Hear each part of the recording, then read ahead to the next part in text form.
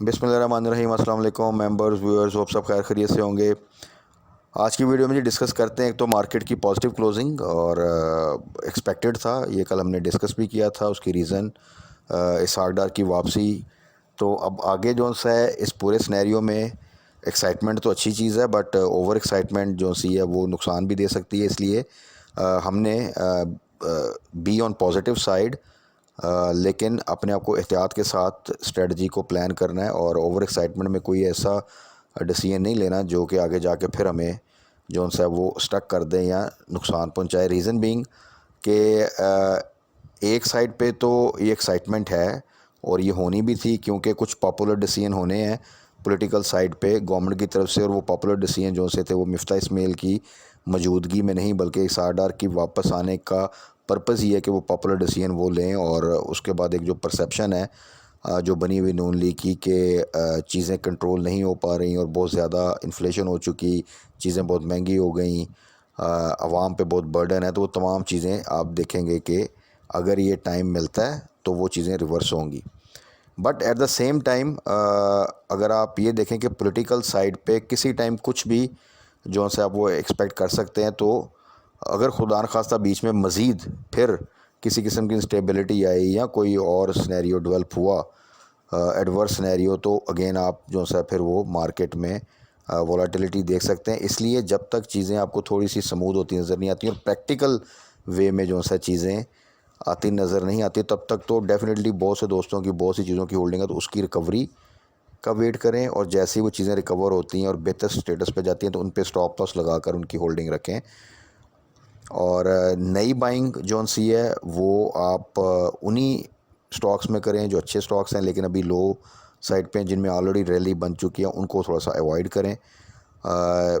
आने वाले दिनों में देखें, ये तो डेफिनेट है कि जिस तरह पेट्रोल प्राइसेस आपकी वो अब कम होंगी, इनमें एक अच्छा खासा ड्रॉप आएगा अगर इसहाक डार जो से एज वज़ीर ख़जाना आ जाते हैं और ओथ लेने के बाद, तो ये अनाउंसमेंट होगी, आप देखेंगे।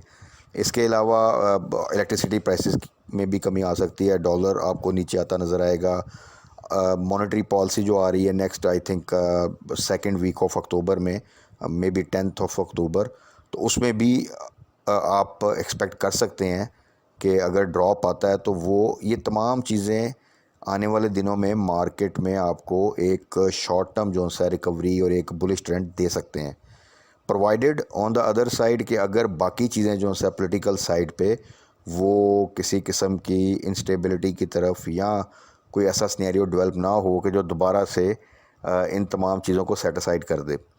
इकोनॉमिक साइड पे मैंने बताया, एक तो ये पॉपुलर डिसीजन थोड़ा सा बूस्ट देंगे, एक फ्लड की वजह से जो वर्ल्ड वाइड हमने उनसे रिक्वेस्ट की है लोन की री शेड्यूलिंग की या फाइनेंशियल एड की, तो उधर से भी कुछ न्यूज़ ऐसी आएंगी जो कि अगर ये चीज़ें इस तरह ही चलती हैं तो आपको एक अच्छा टाइम के लिए एक पॉजिटिव ट्रेंड मिल सकता है। स्ट्रेटजी उसमें ये होनी चाहिए कि वो जो भी आपको एक रिकवरी कह लें या बुलिश ट्रेंड मिले या पॉजिटिव मोमेंटम मिले, तो उसमें आपने दोबारा से टाइमली प्रॉफिट टेकिंग करके कैश को मैक्सिमम सिक्योर करना है, बिकॉज़ कि पॉलिटिकल साइड पे अभी भी नोबडी नोज़ के आने वाले दिनों में किस वक्त क्या हो सकता है। और मुश्किल लगता है कि ये गवर्नमेंट जो सी है वो नेक्स्ट ईयर के जो प्रॉपर टाइम है अगस्त सितंबर अक्टूबर जो भी है वहाँ तक ये जाए। तो इसका मतलब है कि अगर ये चीज़ें आके एक पॉपुलर डिसीजन होते हैं, थोड़ा चलते हैं और उसके बाद फ़ौरन फिर कोई ऐसा सिनेरियो डेवलप होता है कि हम इलेक्शन की तरफ जाते हैं, तो फिर एक इंस्टेबिलिटी जो सी है वो आएगी।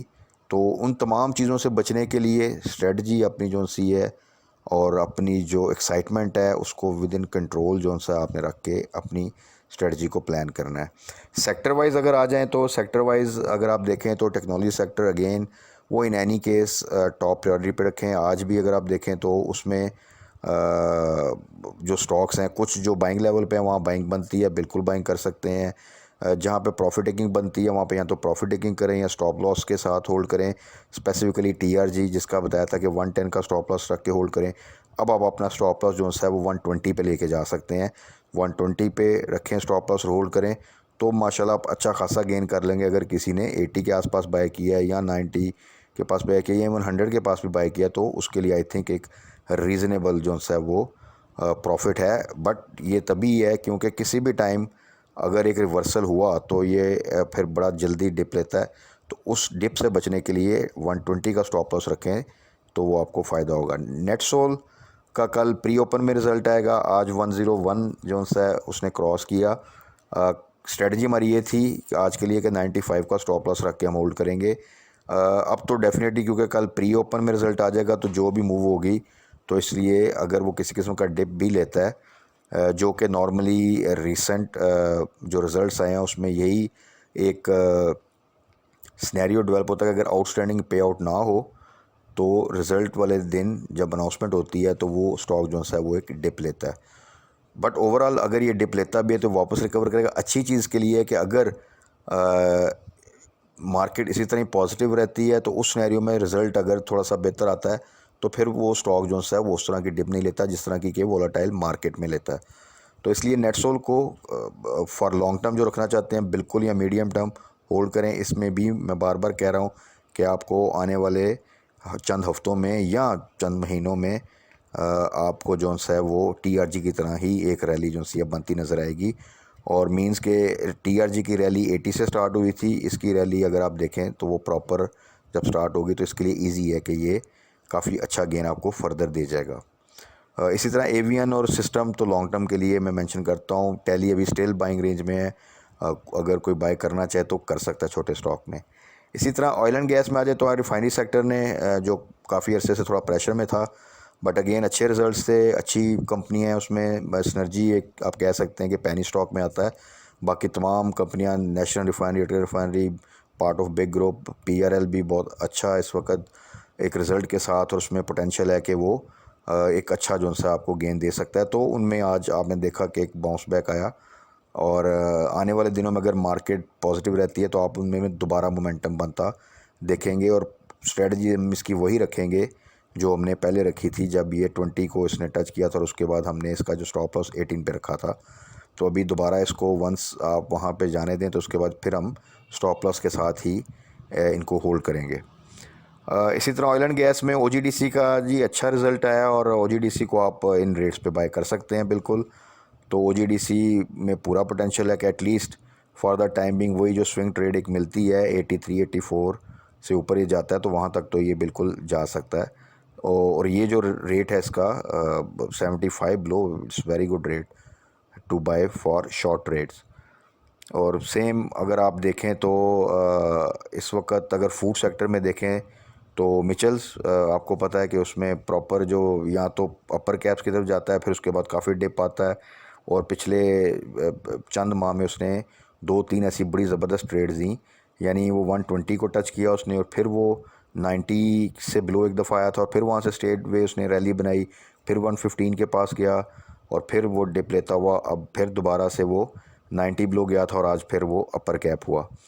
तो इस पूरे सिनेरियो में अगर आप देखें तो जो लोग राइट टाइम पे बाय करते हैं और फिर स्टॉप लॉस लगाते हैं राइट टाइम पे या प्रॉफिट टेकिंग करते हैं, तो उनको एक ही स्टॉक में कितनी दफ़ा जो है वो गेन मिल सकता है।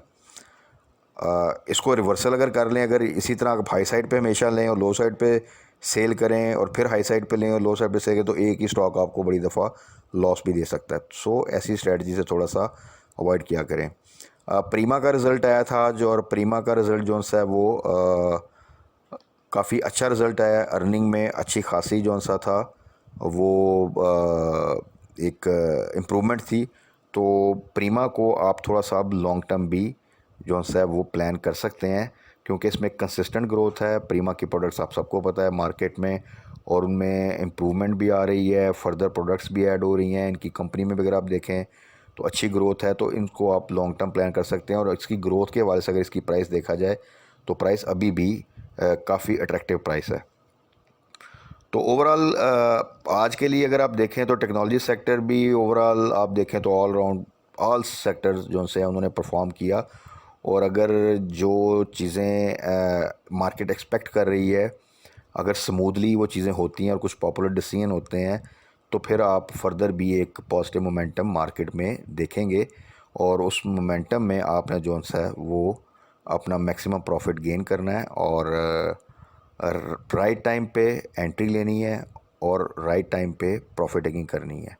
तो फिर आप जो है वो इस रिकवरी फेज़ में से एक अच्छा गेन कर लेंगे। पेनी स्टॉक को फ़िलहाल अवॉइड करें, क्योंकि पेनी स्टॉक कभी भी फर्स्ट फेज़ में उनमें रैली नहीं बनती, हमेशा थर्ड फेज़ में जाके रैली बनती है, या उनमें कोई न्यूज़ आ जाए तो फिर वो रैली किसी भी टाइम बन सकती है। बट पेनी स्टॉक जो है उनको ऐसे सिनेरियो में अवॉइड करते हैं और हमेशा ब्लू चिप्स में, अच्छे स्टॉक्स में जाते हैं। तो फिर क्या होता है कि वो आप जो फर्स्ट फेज़ में एक रैली बनती है उसमें आप एक अच्छी रिकवरी इंजॉय कर लेते हैं।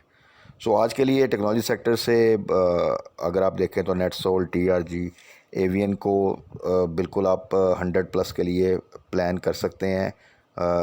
अच्छी बाइंग रेंज में है, इसको आप एवरेज भी कर सकते हैं, बाय भी कर सकते हैं। 70 to 80 ये तमाम रेट बहुत अच्छे हैं और 75 से नीचे तो और बेहतर है। बाकी रिफाइनरीज़ में अटक रिफाइनरी, नेशनल रिफाइनरी, PRL तीनों बहुत अच्छे स्टॉक्स हैं।